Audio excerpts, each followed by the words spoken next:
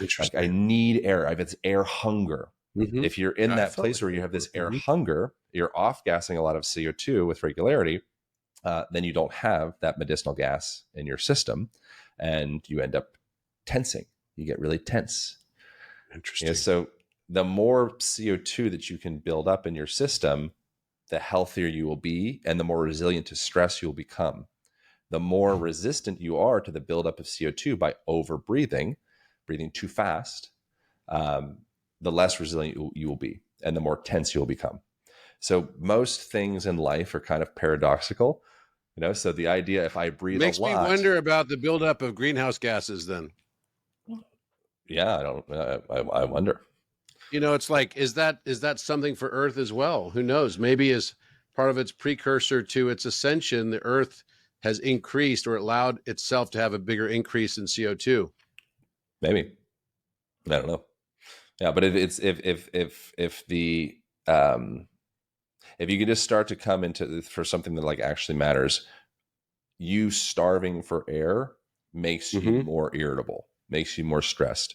If you're hanging out with somebody that deals with like anxiety, like panic attacks, things of the sort, the way that they breathe, or just they're very reactive, like some maybe more like left, like woke type people, they take a video of themselves in their car and they're like, oh my God, like I'm actually shaking right now. Like that thing's like your nervous system is fried. Like you need breath holds, you need CO2 tolerance, and that will start to physiologically open you up to be able to do the things like have compassion for a situation that actually stresses you out. But if Yeah, you're a the thing person that's stressing them out is all their judgment it's their of themselves and of others. it's a bidirectional street. So your physiology will inform your perception of the world, and your perception of the world will inform your physiology. So you work with what you got. Like Ida Rolf, I'm a Rolfer, like structural integration, do like manual therapy, bodywork stuff. It's one of the things I've done. She has a quote. She says, "We work with the body because it's what we can get our hands on." I think this is a brilliant quote.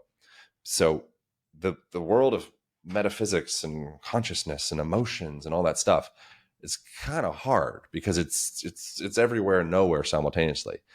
Your body is right here. You always have your body to come back to. And if you have a soft, supple, aligned, centrated, integrated body that feels spacious and at ease, that does not need much of anything. It's like I don't need a ton of food. I'm not super dependent on supplements. I'm not super even dependent on air. Like I can push the limits of when I feel like I need air way further than 98% of people. That body will also be incredibly resilient to stress and will lend itself to greater amounts of compassion when everyone else is in a state of reactivity. Wow. Okay. Well, thank you. That was very deep and important. And have you analyzed the length of time for the inhalation and exhalation cycles that have been most optimal for people? It's going to be different for everybody. So it's the same. It's a similar concept of like, what is the optimal time and temperature to be in a cold plunge? What is the optimal weight and reps for a bench press? It's like, find what is the hermetic stressor for you that feels like you're edging against your boundaries, but not disrespecting the boundaries, and slowly just start to nudge them. So for a person that's, the woke person in their car, oh my God, I'm literally shaking right now, like taking a video, feeling the necessity to like film that for whatever reason. That person, if they do a breath hold, I almost guarantee it's going to be incredibly short.